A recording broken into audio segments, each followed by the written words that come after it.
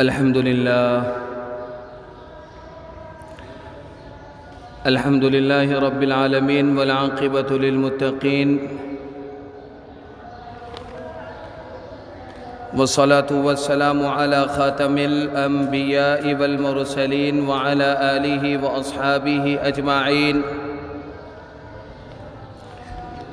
أما بعد، فقد قال الله تبارك وتعالى في القرآن المجيد والفرقان الحميد: واتقوا فتنة لا تصيبن الذين ظلموا منكم خاصة. وقال تعالى: إن في ذلك لعبرة لأولي الأبصار.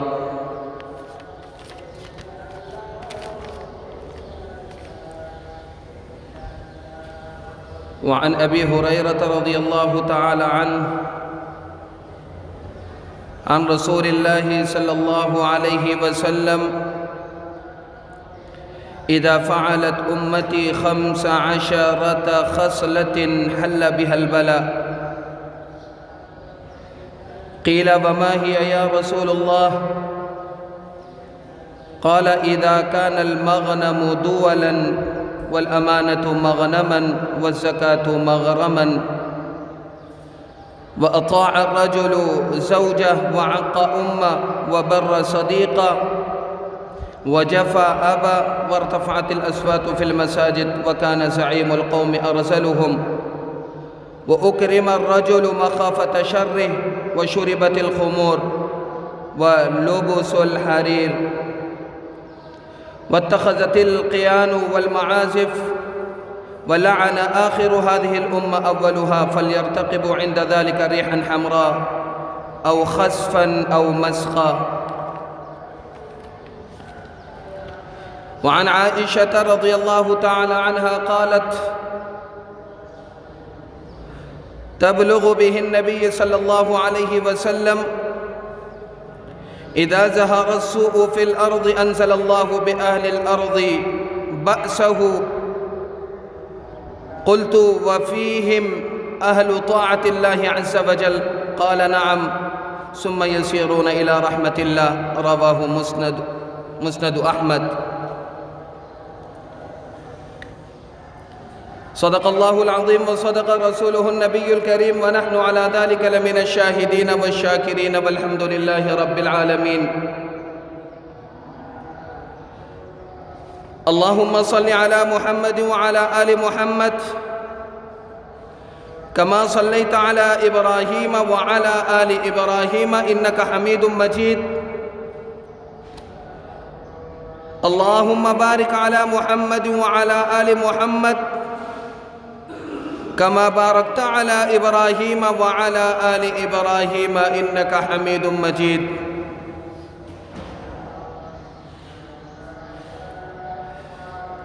میرے انتہائی واجب الاحترام معزز سامعین گرامی،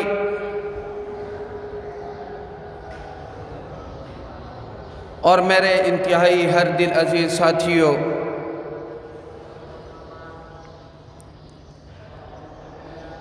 اللہ رب العزت نے دنیا میں جو انقلابات پیدا کیے ہیں، جو تبدیلیاں اس عالم میں اللہ رب العزت نے برپا کی ہیں،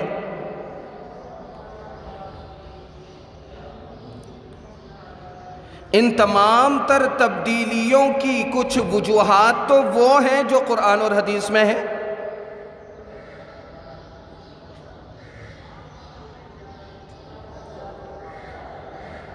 اور ان تبدیلیوں کی کچھ وجوہات وہ ہیں جس کو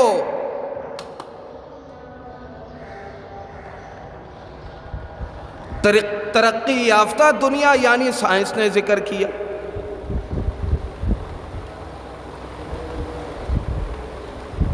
لیکن اگر دونوں قسم کے وجوہات کا موازنہ کیا جائے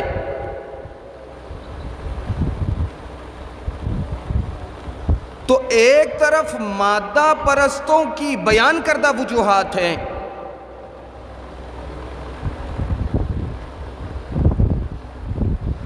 اور ایک طرف اللہ اور اس کے پیارے حبیب کے بیان کردہ وجوہات ہیں۔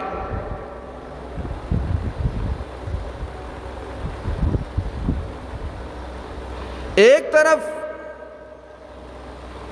مخلوقات ہی اپنی تخلیق کے ذریعے سے وجہ بیان کرے، اپنے ان مشین اور آلات کا سہارا لے کر وجہ بیان کرے، اور کچھ وجوہات وہ ہیں جن کو رب الارباب نے ذکر کیا، محسن انسانیت سرور کونین صلی اللہ علیہ وسلم نے ذکر کیا۔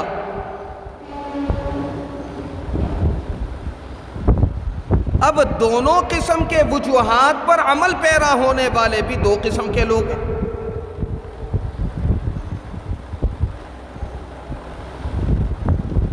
دو قسم کے لوگ ہیں،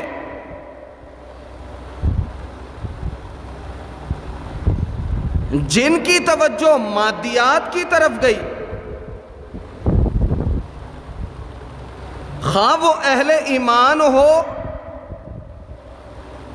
یا اہل ایمان میں سے نہ ہو، انہوں نے تمام تر تبدیلیوں کے وجوہات وہی ذکر کیے جو مادیات والوں نے ذکر کیے۔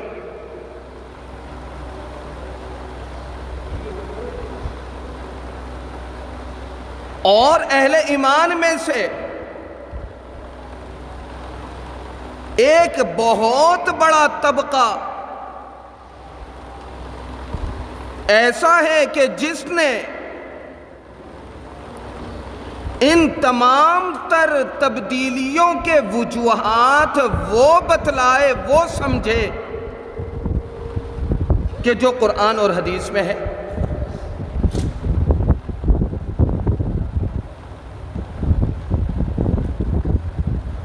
اب آئیے ذرا زمین کے اکھاڑ پچھاڑ کے اس سسٹم کی طرف۔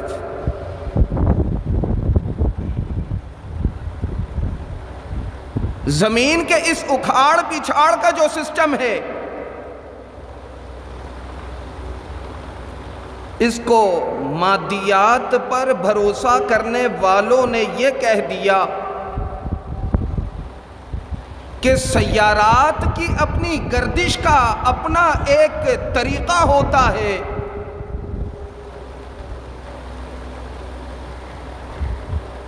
جس کی وجہ سے باہم یہ سیارات ٹکراتے ہیں تو یہ ٹوٹ ٹوٹ کا مسئلہ شروع ہو جاتا ہے۔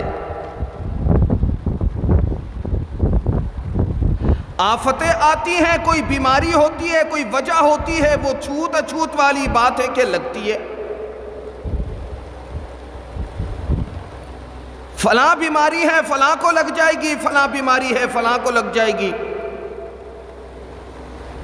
خارش کی بیماری ہے، لگ جائے گی،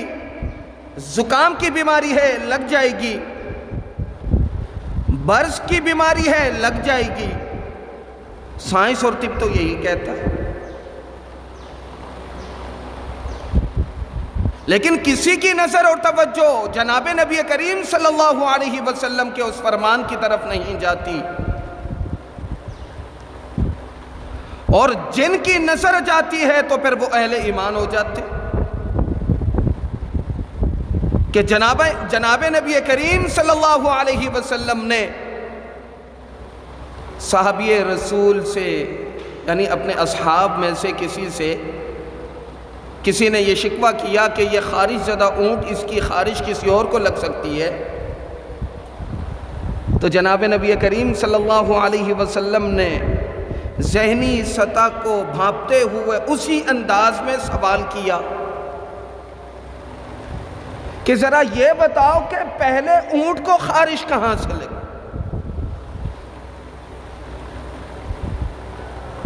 صحابی رسول نے جواب دیا، اللہ رب العزت کی قدرت تھی، لگ گئی بیماری۔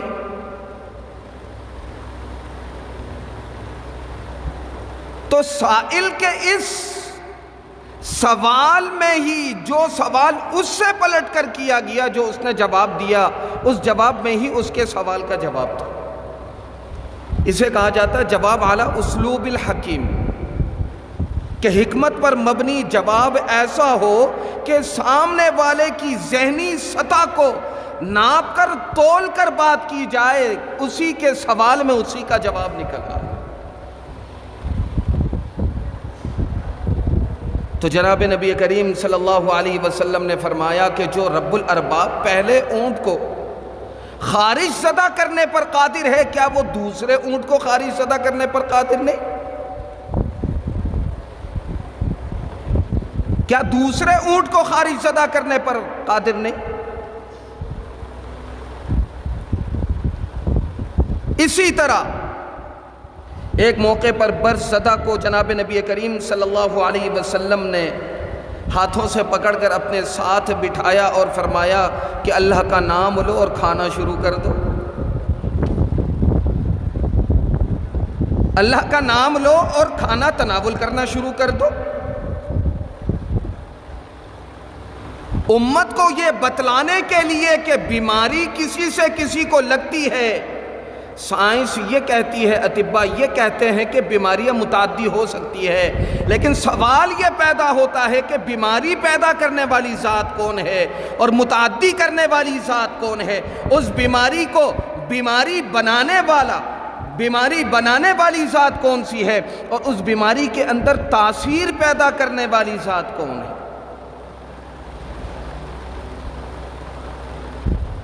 اب لامحالہ جو رب الارباب کی وحدانیت کا، وحدہ لا شریک لہ کا قائل نہ ہو تو وہ کسی عظیم ذات کی کار فرمائی کا اعتراف اور اقرار بھلا کیسے کر سکتا ہے؟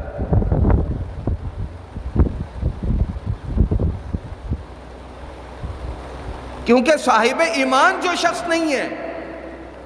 وہ شخص قطعاً اس چیز کا اقرار اور اعتراف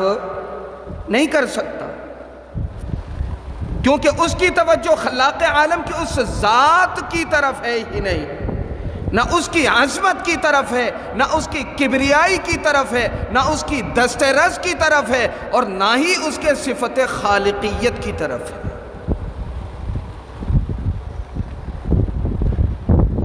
میرا رب تو خود اپنی صفات کو بیان کرتے ہوئے کہتا ہے کہ واللہ علی کل شیء قدیر۔ ارے نہ سمجھ، جس رب نے تجھے پیدا کیا ہے جب تو معدوم تھا، تجھے وجود پذیر کیا، تیری تخلیق عنصری کسی اور صورت میں تھی، تجھے پھر گوشت پوسٹ ہڈی کا جو یہ انعام اللہ تعالیٰ نے یہ جو مشینری چلائی ہے، اس تبدیلی میں بھی اللہ تعالیٰ کی اس کارخانہ قدرت کی کارستانیاں شامل ہے، ورنہ کسی زبردست کے بغیر یہ تمام تر کارخانہ قدرت کے نظام کو مرتب کرنا ممکن نہیں ہے۔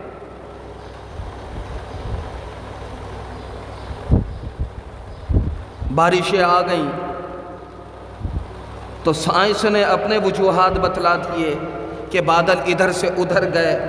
ادھر سے ادھر ہوا، بادل باہم ٹکرائے، برسانا شروع ہو گئے۔ سوال یہ پیدا ہوتا ہے کہ بادل کو ادھر سے ادھر لے جانے کی طاقت صلاحیت کس ذات میں؟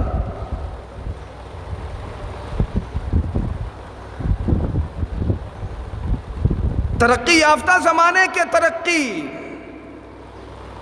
یافتہ لوگوں کو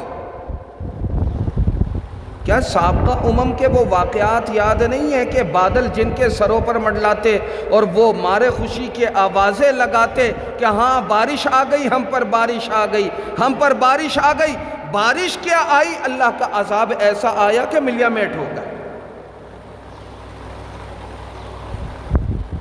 تو ہر بادل سے بارش تو نہیں برستی، ہر بادل سے بارش تو نہیں برستی، کنکر بھی برستے ہیں، پتھر بھی برستے ہیں۔ جو رب آپ کو زرخیز کرنے کے لیے بارش کو اتارنے پر قادر ہے، وہ بداعمالی اور بدکرداری کی سزا دینے کے لیے اوپر سے عذاب کی صورت میں پتھر بھی برسانے پر قادر ہے۔ کیا ابابیل کے ذریعے سے اصحاب فیل کا اللہ رب العزت نے کام تمام نہ کیا؟ صرف 2 پتھر ایک سواری کو لگتے، ایک سوار کو لگتے۔ 2 پتھر میں سے ایک سوار کو لگتا، ایک سواری کو۔ تو میرے عزیزوں، میرے دوستوں، میرے بزرگوں، اس پوری تمہید کے ذریعے سے میں اپنے مقصد کو سمجھانے کے لیے ذہنی طور پر، ذہنی سطح کو اس مقصد کی فہمائش کے قریب کرنا چاہ رہا ہوں۔ زمین ٹوٹ پوٹ کا شکار ہے۔ کہہ دیا کہ سیارات کی گردش نے آپس میں ٹکراؤ ہوا اور زلزلہ آ گیا۔ تو سوال یہ پیدا ہوتا ہے کہ اگر سیارات کی گردش میں اس قسم کے ٹکراؤ اگر تخلیقی طور پر موجود ہے تو پھر زلزلے کا تو ہر مہینے کی پہلی تاریخ میں آنا چاہیے۔ یہ بدلاؤ تو ہر مہینے میں آنا چاہیے، مستقل کی بنیاد پر آنا چاہیے۔ یہ ان مادیات پر نظر رکھنے والوں کا کہنا ہے کہ سیارات کے باہم تبادلہ اور اسی طرح ان کا اپنے مدار میں جو گردش کرنا ہے، یہ گردش کا عمل ٹکراؤ کا سبب بنتا ہے، جس کی وجہ سے زمین میں سوراخ ہو جاتے ہیں، زمین پھٹ جاتی ہے۔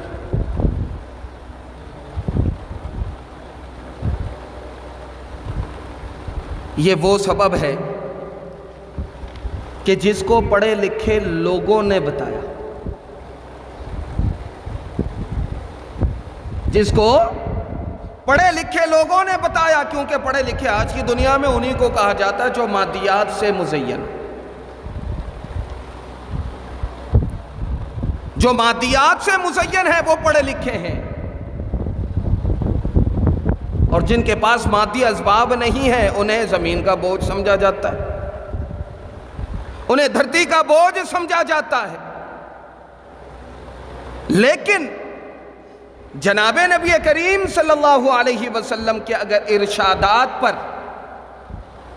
اور قرآن مجید کی جو آیتیں ہیں اس کے اجمال پر غور کیا جائے اور اس اجمال کے گتھی کو سلجھانے کے لیے احادیث مبارکہ کی تفصیلات کو دیکھا جائے تو لگ پتا جاتا ہے کہ مادیات پر ایمان رکھنے والوں نے جو وجوہات ان ٹوٹ پوٹ کا ذکر کیا ہے، ان تبدیلیوں کا ذکر کیا ہے، ان آفتوں کا ذکر کیا ہے، ان تمام تر دنیا میں آنے والی جو تبدیلی ہے، ان کے جو وجوہات ذکر کیے ہیں، در حقیقت بنیادی وجہ یہ نہیں ہے۔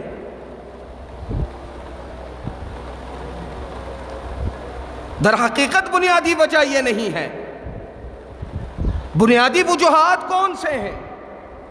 بنیادی وجوہات وہ ہیں جو محسن انسانیت سرور کونین صلی اللہ علیہ وسلم نے آج سے 1450 سال پہلے تقریباً بتلائے۔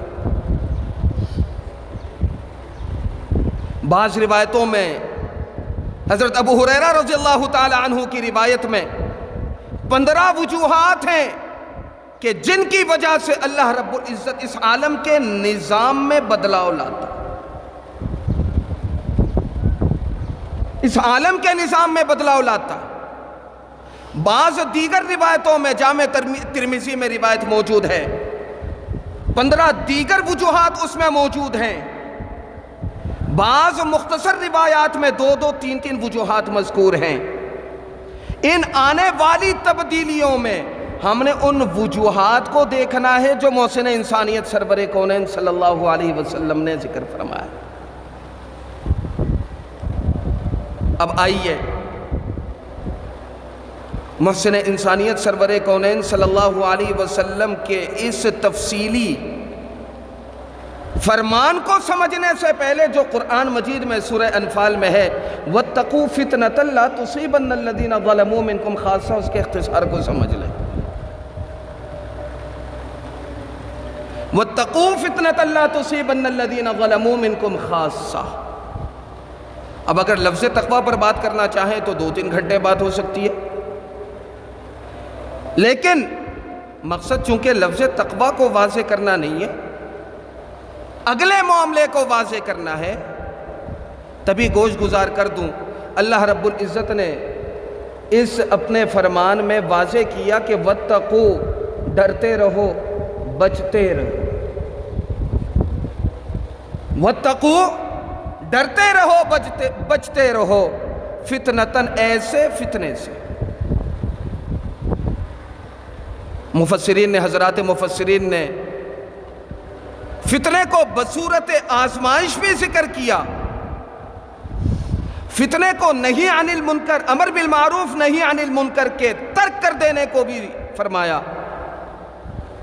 اور فتنے سے آزمائشیں بھی فرمائی، اور روئے زمین میں آنے والی جو مختلف تبدیلیاں ہیں ان کو بھی فرمایا۔ وَاتَّقُوا فِتْنَةً لَا تُصِيبَنَّ الَّذِينَ ظَلَمُوا مِنْكُمْ خَاصَّةً۔ حضرت عبداللہ ابن عباس، حضرت عبداللہ ابن مسعود، حضرت عائشہ صدیقہ رضی اللہ تعالی عنہا وعنہم اجمعین، یہ تمام کے تمام صحابہ اور صحابیات متفقہ طور پر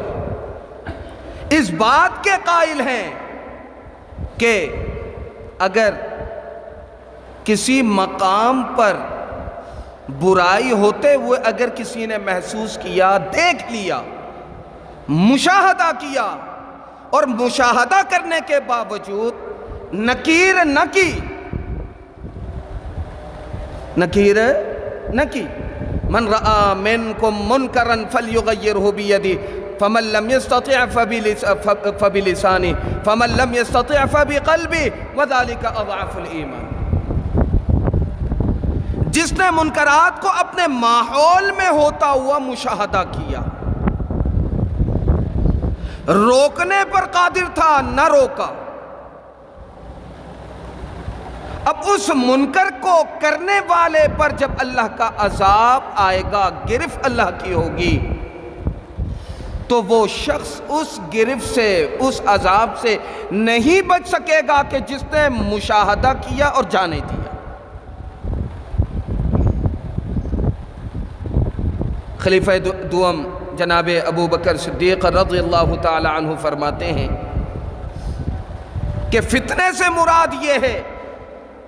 کہ کسی مقام پر کسی مسلمان کو ظلم کرتے ہوئے دیکھو۔ ان الانسان لظلوم کفار، انسان کی جو صفت اللہ رب العزت نے ذکر کی وہ ظلوم، اپنی ذات پر ظلم کرنے والا، اپنی ذات پر تعدی کرنے والا، کیونکہ فرمان خداوندی پر عمل نہ کر کے مستحق عذاب اگر کوئی بندہ اپنے آپ کو بنا لیتا ہے تو اس سے بڑا ظلم اور کیا ہوگا؟ اس سے بڑا ظلم اور کیا ہوگا؟ اللہ رب العزت نے ہمیں پنجگانہ نماز کا پابند کیا، پنجگانہ نماز کو ترک کر دینا، اس سے بڑا ظلم کیا ہوگا؟ اللہ رب العزت نے شراب نوشی سے منع فرمایا، اس کے پیارے حبیب نے منع فرمایا، چوریوں سے منع فرمایا، ڈاکے سے منع فرمایا، رہزنی سے منع فرمایا، کینے سے منع فرمایا، حسد سے منع فرمایا، بغض سے منع فرمایا۔ یہ تمام کے تمام وہ منکرات ہیں جن کو کبائر کہا جاتا ہے۔ ناحق قتل و غارت گری سے منع فرمایا۔ تو اس سے بڑا ظلم اور ظالم کون ہو سکتا ہے کہ جو شخص اپنی ذات کی بھی رعایت نہ کرے، اپنی ذات کو جہنم کا ایندھن بنانے سے نہ روک سکے۔ تو میرے عزیزو، حضرت ابو بکر صدیق رضی اللہ تعالی عنہ فرماتے ہیں کہ فتنے سے مراد یہ ہے کہ کوئی شخص مسلمان اپنی ذات پر ظلم کر رہا ہو اور کوئی مشاہدہ کر رہا ہو، روکنے پر قادر ہونے کے باوجود نہ روک رہا ہو، تو اس ماحول میں جو عذاب آئے گا خالص گناہ کا ارتکاب کرنے والے پر نہیں آئے گا، بلکہ مشاہدات کرنے والوں پر بھی۔ نعمان ابن بشیر رضی اللہ تعالی عنہ فرماتے ہیں منکر کو کرنے والا اور منکرات سے نہ روکنے والے کی مثال اس سمندری جہاز کی طرح ہے جو 2 طبقات میں ہے، 2 منزلہ ہے۔ اب اگر نیچے والے اپنی ضرورتیں پوری کرنے کے لیے اوپر آتے ہیں اور اوپر والے چاہتے ہیں کہ وہ اپنی ضرورت پوری اوپر سے نہ کریں، نیچے سے ہی کر لیں، پانی کی ضرورت ہے یا کسی اور چیز کی ضرورت ہے، تو اب اگر نچلے منزل کے لوگوں نے اوپر والوں کی چاہت پر عمل کرتے ہوئے اس سمندری جہاز کے نیچے سوراخ کر دیا، اس جہاز کے نیچے سوراخ کر دیا، تو آپ بتائیے اوپر والے مشاہدہ کر رہے ہیں کہ نیچے والے سوراخ کر رہے، اپنی ضرورت پوری کرنے کے لیے، پانی کو حاصل کرنے کے لیے، تو پھر بتائیے اوپر کی منزل سے مشاہدہ کرنے والے کیا اس پانی کی آفت سے بچ سکیں گے، محفوظ ہو سکیں گے؟ جب نیچے والوں کو منکر کرتے ہوئے اوپر والوں نے دیکھا، اوپر والوں نے نیچے والوں کو نہ روکا، تو جب جہاز پانی میں ڈوبے گا تو اوپر والے بھی ڈوبیں گے، نیچے والے بھی ڈوبیں گے، کیونکہ پانی نے یہ تمیز نہیں کرنا کہ سوراخ کس نے کیا اور سوراخ کس نے نہیں کیا۔ تو وَاتَّقُوا فِتْنَةً لَا تُصِيبَنَّ الَّذِينَ ظَلَمُوا مِنْكُمْ خَاصَّةً کا بھی یہی معنی ہے، یہی مفہوم ہے، اور حضرات صحابہ کی بیان کردہ تفسیر بھی یہی ہے کہ منکرات کو آپ میں سے ہر شخص اپنی سطح پر، اپنے دائرۂ کار میں، اپنے تسلط کے مقام پر روکنے پر قادر تو ہے۔ الا کلکم مسئول الا کلکم راع وکلکم مسئول عن رعیتی، آپ اپنے خاندان کو، اپنے گھر والوں کو روکنے پر قادر ہے۔ ہر شخص اگر اپنے گھرانے کی اصلاح پر آمادہ ہو جائے، بھائی جو آپ کے زیر اثر ہیں، زیر تسلط ہیں، ان کی آپ نے اصلاح کر دی، تو بتائیے نا، آپ کا گھرانہ اگر معاشرے میں محفوظ ہو گیا، اسی طرح کسی اور گھرانے کا سربراہ اس گھر کو محفوظ کر لے، تو معاشرے سے اجتماعی وبال آنے کے جو وجوہات ہیں وہ سارے کے سارے بند ہو گئے، نہیں ہو گئے؟ اب آئیے، جناب نبی کریم صلی اللہ علیہ وسلم نے، آپ لوگ سن رہے ہیں، ابھی ہم نے سیلاب کا سامنا کیا، پرانی یادیں، پرانے زخم پر مرہم لگے نہ تھے کہ نئے زخم لگنا شروع ہو گئے کہ زلزلہ آ رہا۔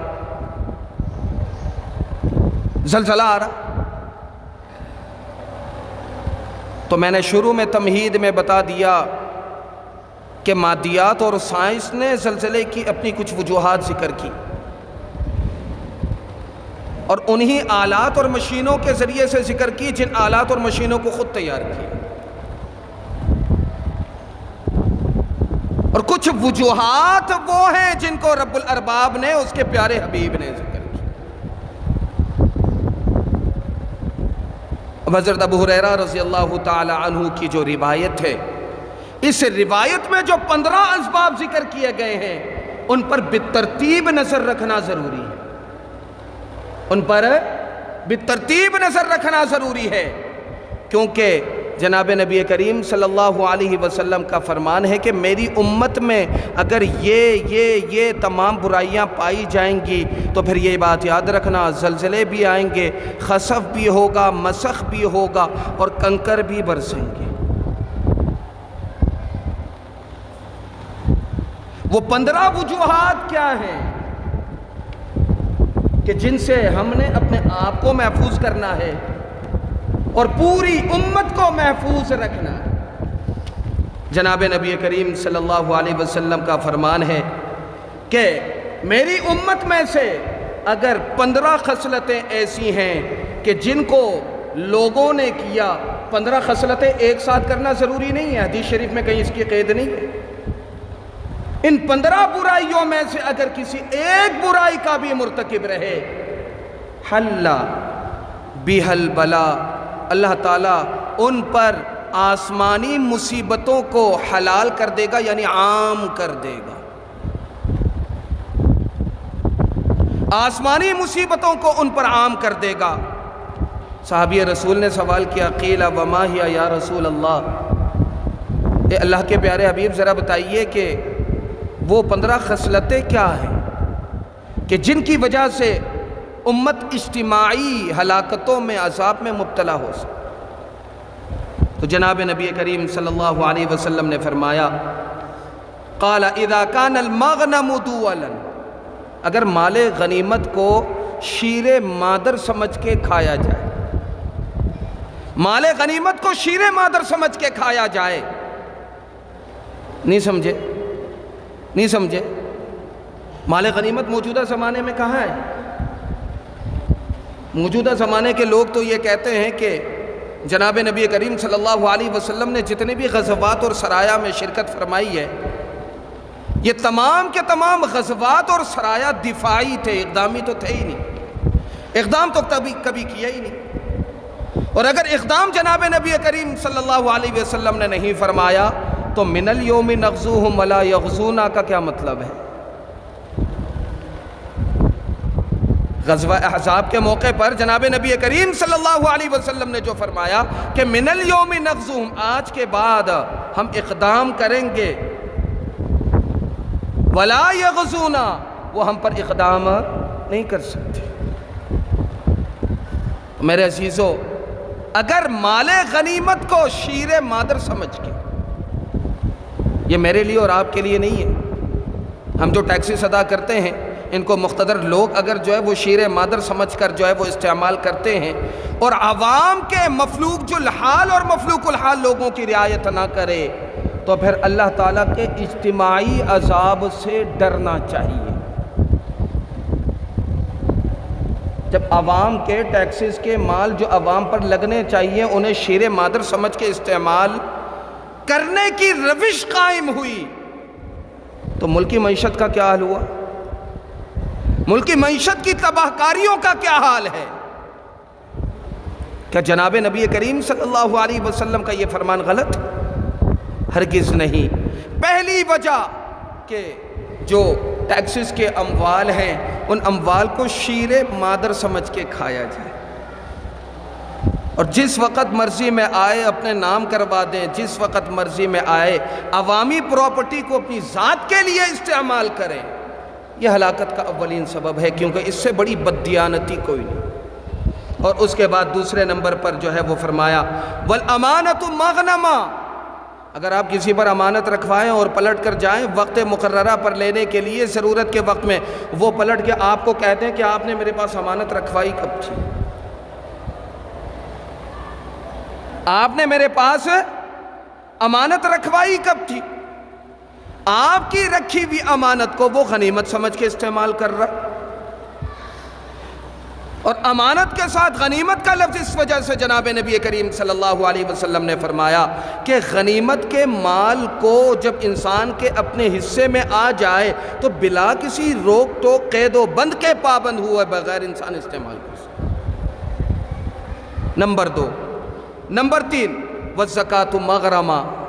اور جب زکوٰۃ دینے کی باری آئے تو زکوٰۃ کو جرمانہ تصور کریں، زکوٰۃ کو جرمانہ تصور کریں۔ اسلام کے بنیادی احکامات میں سے زکوٰۃ بھی ہے، اور قرآن مجید کے واضح نصوص میں زکوٰۃ کی فرضیت، زکوٰۃ کے لزوم کو بتایا گیا۔ اب جب زکوٰۃ کی ادائیگی کا وقت آتا ہے تو زکوٰۃ کو جرمانہ سمجھا جاتا ہے، اور معاشرے میں لوگوں کی ایک روش یہ بھی بن چکی ہے کہ اگر شوہر پر نصاب جو ہے وہ سال گزر جائے تو شوہر جو ہے وہ بیوی کی طرف اسے کنورٹ کر دیتا ہے، اور جب بیوی کا سال گزرے تو شوہر کی طرف کنورٹ کر دے سال گزرنے سے پہلے۔ اسی طرح حیل و حیل کے ذریعے سے وہ مال محفوظ کرنے کی کوشش کرے، ایسا ہیلا کہ جس کی وجہ سے اللہ رب العزت کے اس احکام کی پابندی سے انسان اپنے آپ کو روکے، تو یہ انسان کے واسطے ہلاکت کا سبب ہے، اجتماعی ہلاکتوں کا بھی سبب ہے، انفرادی ہلاکتوں کا سبب بھی ہے، مال و زر کی نحوست میں مبتلا ہونے کا سبب بھی ہے۔ تیسرے نمبر پر جناب نبی کریم صلی اللہ علیہ وسلم نے فرمایا وَأَطَاعَ الرَّجُلُ زَوْجَهُ،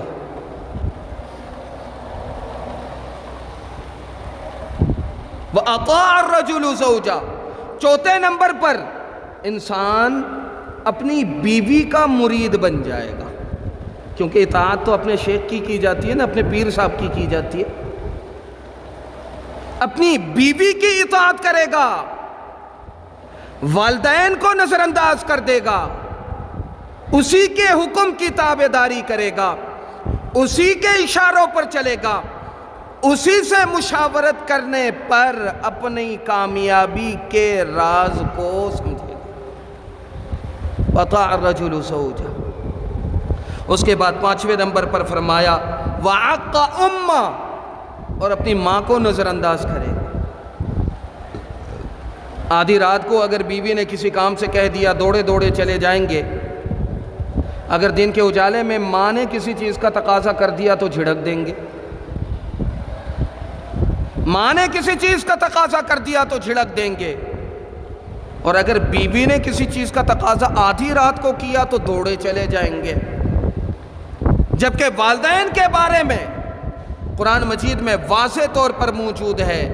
وَقَضَىٰ رَبُّكَ أَلَّا تَعْبُدُوا إِلَّا إِيَّاهُ وَبِالْوَالِدَيْنِ إِحْسَانًا إِمَّا يَبْلُغَنَّ عِندَكَ الْكِبَرَ أَحَدُهُمَا أَوْ كِلَاهُمَا فَلَا تَقُل لَّهُمَا أُفٍّ وَلَا تَنْهَرْهُمَا وَقُل لَّهُمَا قَوْلًا كَرِيمًا۔ قرآن مجید میں حضرات مفسرین نے لکھا ہے کہ اگر کلمہ تعفیف اف سے کمتر اگر کوئی جملہ لفظ ہوتا تو شاید اللہ رب العزت اسے بھی لا کر ذکر کر دیتا۔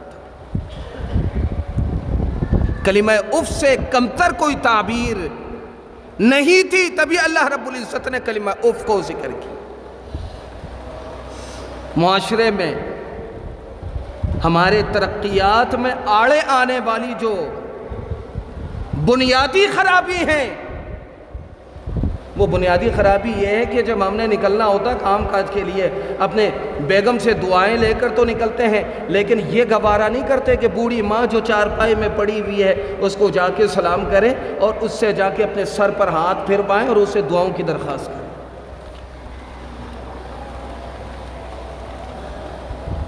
اس کی بنیادی وجہ یا تو والدین کے حقوق کو سرے سے نظر انداز کر دینا، کیونکہ ماحول ایسا بن چکا،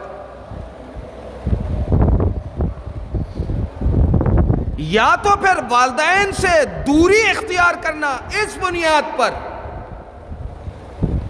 کہ میں تو شادی شدہ ہوں، میرے بچے ہیں، میری بیوی ہے، میرے اپنے تقاضے ہیں، میری اپنی ضروریات ہیں، اپنے والدین کے ساتھ جتنا چمٹوں گا اتنے مطالبات ہوں گے، اتنے تقاضے ہوں گے، میں اپنی ضرورت پوری کروں یا بوڑھے والدین کی؟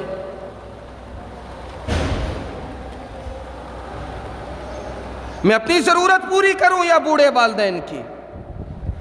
میرے عزیزو، بوڑھے والدین یہ وہ عظیم لوگ ہیں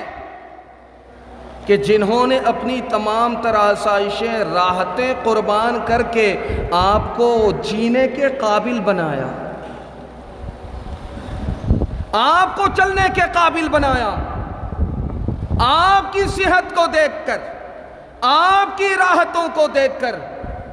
وہ ہمیشہ اپنی صحت کو، اپنی راحتوں کو قربان کرتے ہیں۔ حضرت عائشہ صدیقہ رضی اللہ تعالی عنہ فرماتی ہیں کہ خاتون مانگنے کے لیے آئی، ہاتھ میں دونوں طرف دو بچیاں تھیں،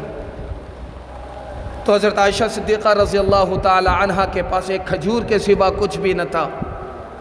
حضرت عائشہ صدیقہ رضی اللہ تعالی عنہ نے وہ کھجور اس مانگنے والی کو دے دی، اس مانگنے والی کو وہ کھجور دے دیا۔ ماں نے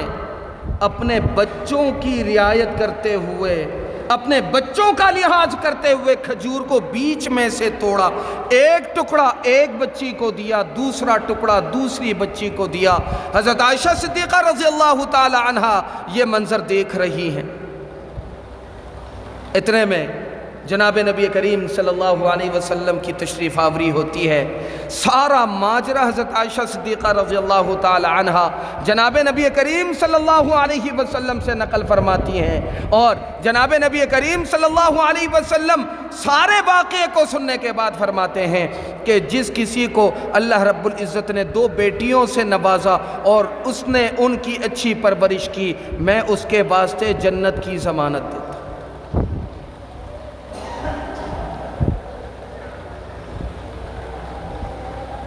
والدین وہ ہیں کہ آپ جب محنت مزدوری کے لیے نکلتے ہیں، خدا کی قسم آپ کی ماں، میری ماں تب تک نہیں کھاتی، نوالا منہ میں نہیں ڈالتی جب تک میں گھر میں نہ آ جاؤں۔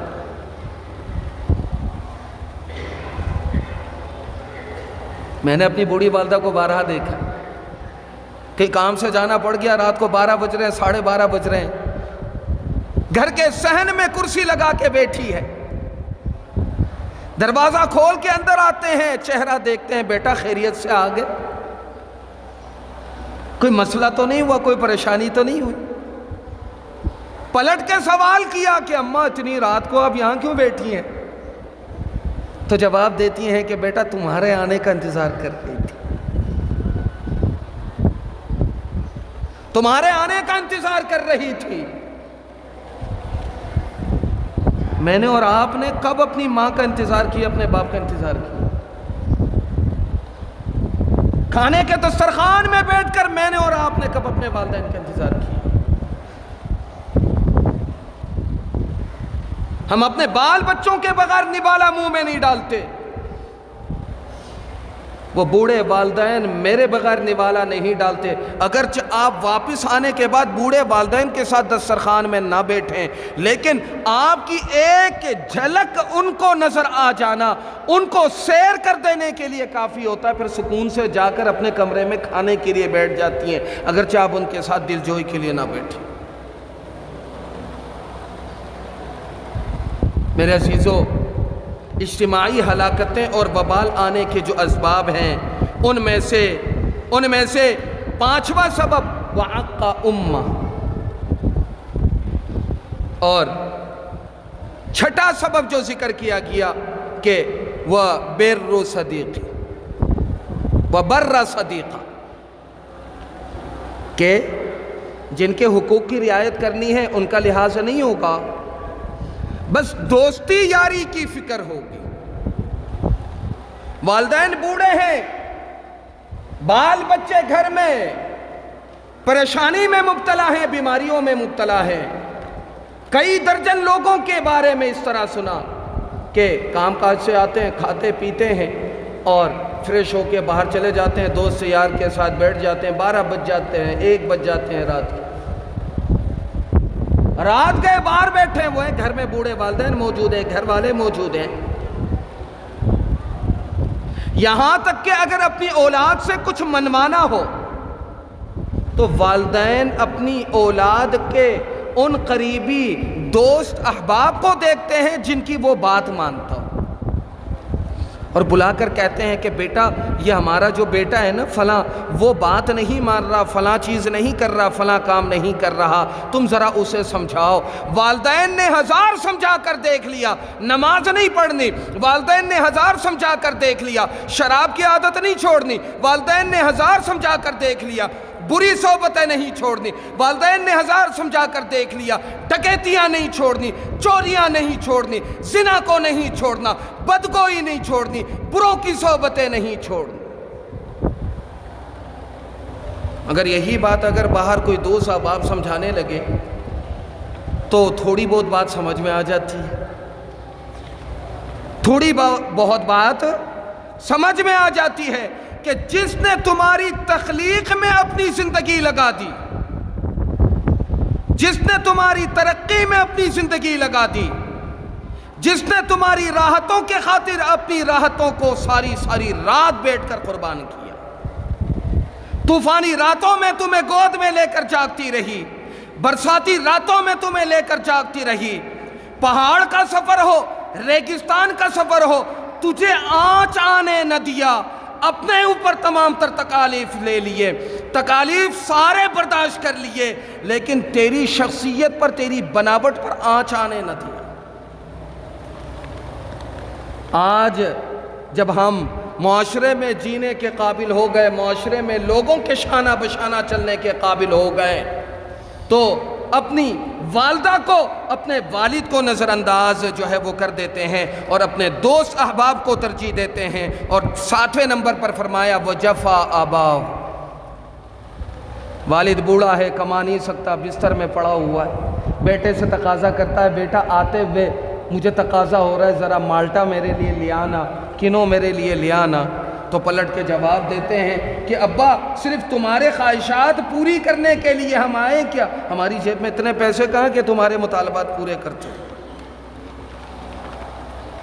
بوڑھا آدمی ہے، 2 عدد کینو لا کر دل سے اس کے ہاتھوں میں دے دیتے، جیتے جی دنیا تیرے لیے جنت بن جاتی۔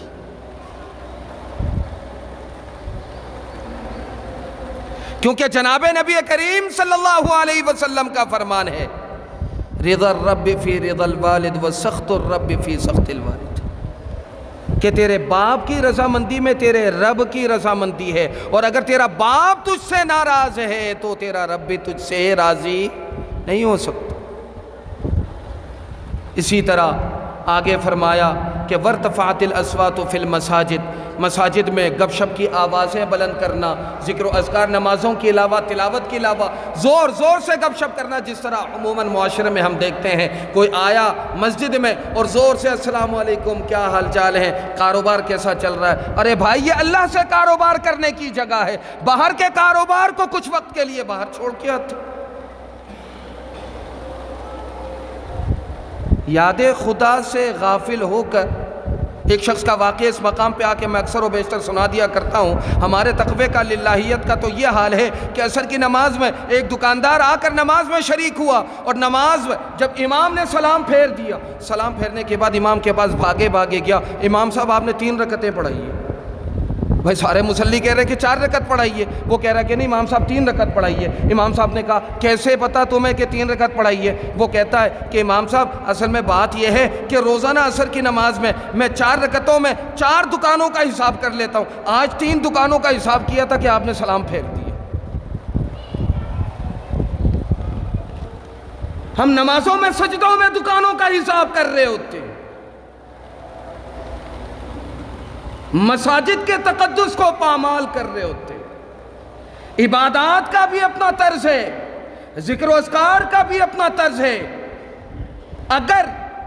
جو شریعت کا معیار ہے اس سے ہٹ کر ذکر و اذکار کرو گے، اس سے ہٹ کر عبادات کرو گے، یہ بھی مسجد کے تقدس کے خلاف ہے۔ دنیاوی باتیں کرنا تو دور کی بات ہے، دنیاوی باتیں کرنا یہ تو دور کی بات ہے، دنیا داری کی بات کرنا یہ تو دور کی بات ہے، یہ بھی اجتماعی ہلاکتوں کا ذریعہ بنتا ہے۔ اسی طرح آگے فرمایا کہ وَكَانَ زَعِيمُ الْقَوْمِ أَرْسَلُهُمْ،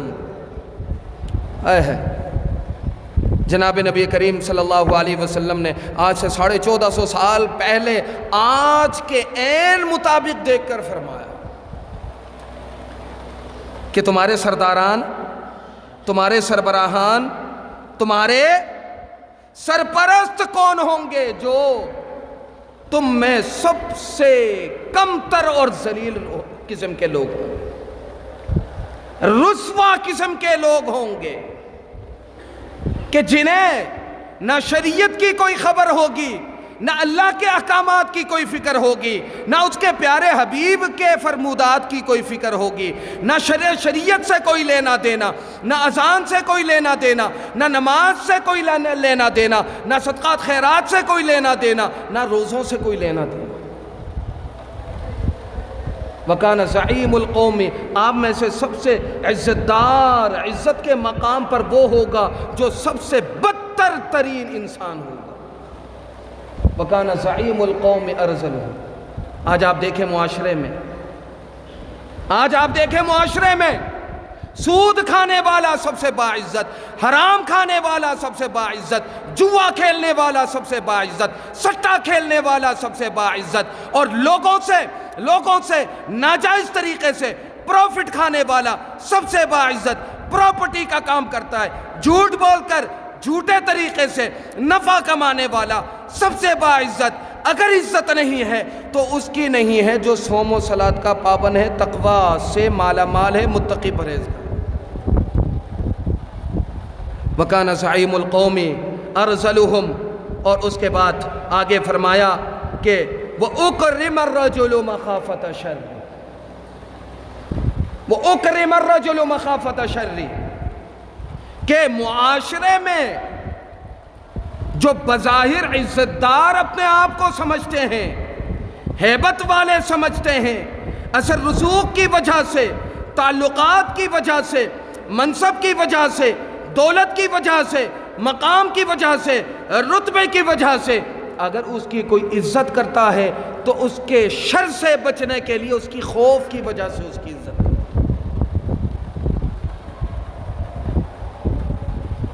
کیونکہ شریر انسان کے شر سے بچنے کے لیے انسان جو ہے وہ اس کی عزت کرتا ہے، ادب کے ساتھ اس کے ساتھ رہتا ہے۔ کیوں؟ اس وجہ سے کہ کہیں ایسا نہ ہو کہ کوئی بات یا کوئی جملہ یا کوئی عمل، کوئی کردار، کوئی گفتار اسے ناگوار گزرے اور وہ آپ کے لیے اور میرے لیے باعث شر بن جائے۔ اسی طرح آگے فرمایا کہ وَشُرِبَتِ الْخُمُورِ، وَشُرِبَتِ الْخُمُورِ، شراب کو عام پیا جائے گا، شراب پلانے کا جو رواج ہوگا وہ عام ہو جائے گا۔ زعماء کے طبقہ اشرافیہ کی دعوتوں میں جسے ہم کولڈ ڈرنک کہتے ہیں، ان کے یہاں کولڈ ڈرنک کے بجائے پھر شراب رکھے جاتے ہیں۔ مسلمان آبادی کے بیچوں بیچ، مسلمانوں کے درمیان شراب خانے چل رہے ہیں، نہیں تو جا کر دیکھیے شراب خانوں کے باہر اس طرح جو ہے وہ رش لگا ہوا ہوتا ہے جیسے کہ مفت میں جو ہے وہ کہیں راشن تقسیم ہو رہا، یہاں پاکستانی بھائیوں کے لیے مفت میں کہیں آٹا تقسیم ہو رہا، کیونکہ آج کل آٹے کا بحران بہت زیادہ ہے۔ شراب معاشرے میں عام ہوگا اور شراب کو کوئی حرام سمجھے گا ہی نہیں، شراب کو کوئی حرام نہیں سمجھے گا۔ اور اسی طرح آگے فرمایا وَلُبْسُ الْحَرِيرِ، وَلُبْسُ الْحَرِيرِ، ریشم کا زیب تن کرنا۔ معاشرے میں دیکھیں ریشم مردوں کے لیے تو حلال نہیں ہے، ریشم مردوں کے لیے حلال نہیں ہے، لیکن معاشرے میں آپ جا کر دیکھیں مرد حضرات جو ہے وہ ریشم کے کپڑے استعمال کر رہے ہیں، خالص ریشم کے کپڑے استعمال کر رہے ہیں۔ فقہائے کرام نے بقدر ضرورت اجازت دی، لیکن اس میں بھی قیودات ہے کہ تانے میں ہونا چاہیے یا بانے میں ہونا چاہیے۔ اگر تانا بانا دونوں ریشم کا ہے تو پھر تو قطعاً کوئی اجازت نہیں۔ اسی طرح آگے فرمایا کہ وَاتَّخَذَتِ الْقِيَانُ وَالْمَعَازِفُ، ناچ گانے عام بھی ہوں گے، ناچ گانوں کی پرچار بھی ہوگی، گانے والوں کی بھی پرچار ہوگی، ناچ گانے کے جو آلات ہیں ان کی بھی پرچار ہوگی، ان کی بھی پرموشن ہوگی، ان کی بھی ترقی ہوگی اور ان کو بھی معاشرے میں عام کیا جائے گا۔ آج معاشرے میں ہمارے مقتدر شخصیات اگر ٹیکسز معاف کرتے ہیں تو مساجد کے بل میں سے ٹی وی کا جو بل آتا ہے وہ معاف نہیں ہوتا، باقی جو ہے یہ جتنے بھی سینما ہال وغیرہ ان کے ٹیکسز میں کٹوتی کر دی جاتی ہے تاکہ ہمارے تہذیب کو فروغ ملے، ہماری تہذیب کو فروغ ملے۔ مجھے یہ بتا دیں کہ اسلامی تہذیب اور اقدار میں ناچ گانوں کی یہ تہذیب کہاں سے آئی؟ ناچ گانوں کی یہ تہذیب اسلامی تہذیب میں سے نہیں، اسلامی اقدار میں سے نہیں، یہ کہاں سے آئی؟ اور اسی طرح واتخذت القیان والمعازف، یہ 13ویں نمبر پر ہے، 14ویں نمبر پر ہے، اس کے بعد آخر میں فرمایا 15ویں نمبر پر وَلَعَنَ آخِرُ الْأُمَّةِ آخِرُ هَذِهِ الْأُمَّةِ أَوَّلَهَا فَلْيَرْتَقِبُوا عِنْدَ ذَلِكَ رِيحًا حَمْرَاءَ أَوْ خَسْفًا أَوْ مَسْخًا۔ 15ویں نمبر پر بعد میں آنے والے لوگ پہلے والوں کو گالیاں دیں گے، بعد میں آنے والے لوگ پہلے والوں کو گالیاں دیں گے۔ پہلے والوں میں صحابہ بھی شامل،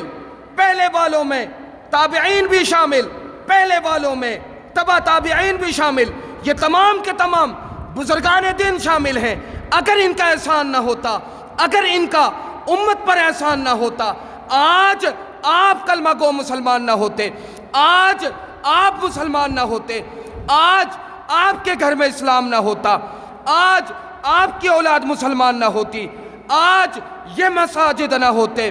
یہ مدارس نہ ہوتے، آپ لوگوں کا یہ اجتماع ہرگز نہ ہوتا۔ ان تمام لوگوں کا امت پر احسان ہے۔ بعد میں آنے والے جدید تہذیب پر دل دے دینے والے لوگ، فریفتہ لوگ، اول لوگوں کو گالیاں دیں گے، طنز و مذاق کا نشانہ بنائیں گے، اور یہی ہو رہا ہے، یہی ہو رہا ہے۔ ریسرچر اور محققین کے نام پر یوٹیوب میں نہ جانے کتنے ہی جو ہے وہ پیاز بیچنے والوں نے جو ہے وہ اپنے اپنے چینل کھولے، اکابرین کو برا بلا کہنا، اکابرین میں بزرگان دین کو برا بلا کہنا، ائمہ کرام کو برا بلا کہنا،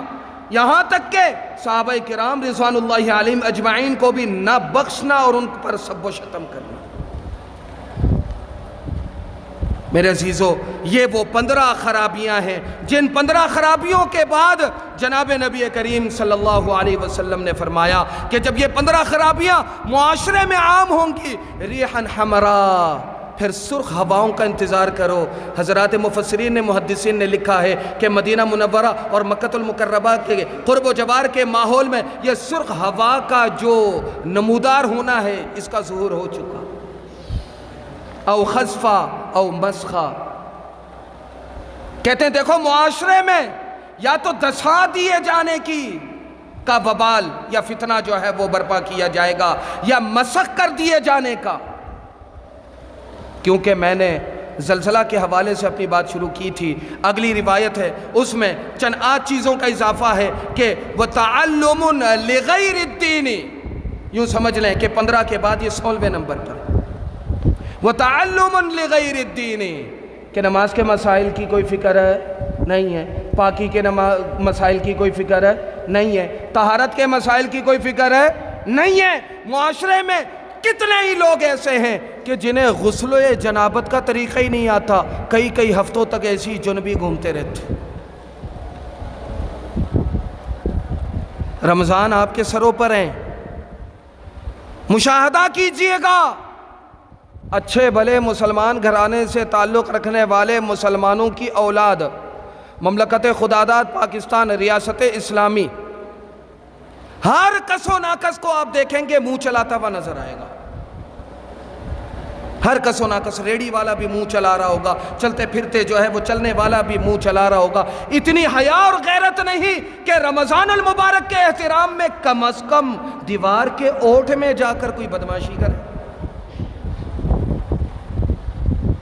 وَتَعَلُّمُ لِغَيْرِ الدِّينِ، جب اغیار کی تعلیم کو حاصل کرو گے تو پھر انسان اور انسانیت، مسلمان اور مسلمانیت کہاں سے آئے گی؟ اغیار نے کون سا آپ کو مسلمان اور انسان بنانا ہے؟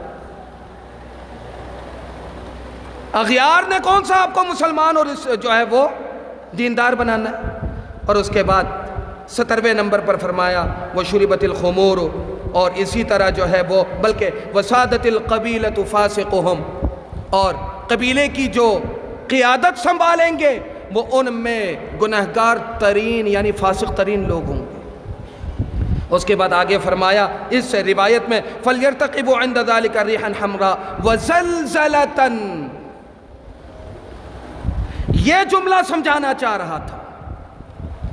یہ جملہ سمجھانا چاہ رہا تھا کہ زلزلے آئیں گے، زلزلے کے وہ وجوہات نہیں بلکہ زلزلے کے یہ 18 سے 19 وجوہات ہیں کہ جن وجوہات کو جناب نبی کریم صلی اللہ علیہ وسلم نے ذکر فرمایا۔ احادیث مبارکہ میں صحیح ستہ میں مسلم کی روایت موجود ہے، احمد کی روایت، مسند احمد کی روایتیں موجود ہیں، ترمذی کی روایتیں موجود ہیں، صحیح بخاری کی روایتیں موجود ہیں۔ اس وجہ سے میرے عزیزوں، میرے دوستوں، میرے بزرگوں، وقت بہت ہو چکا ہے۔ یہ جو زلزلے کی جو پیشن گوئیاں ہمارے حوالے سے اور ہمارے اس خطے کے حوالے سے ہو رہی ہیں، اس کے لیے ڈرنا چاہیے، خوف کھانا چاہیے، اور اپنے آپ کو ان اجتماعی ہلاکتوں سے محفوظ کرنے کے لیے، بچانے کے لیے ان 17، 18، 19 گناہوں کا اجتماعی ہلاکتیں جن کی وجہ سے آتی ہیں، ان سے ہمیں اپنے آپ کو روکنا چاہیے، اپنے معاشرے کو بچانا چاہیے، اور لوگوں کو بھی بچانا چاہیے، اور لوگوں کو بھی جو ہے وہ اچھائیوں کی تلقین کرتے ہوئے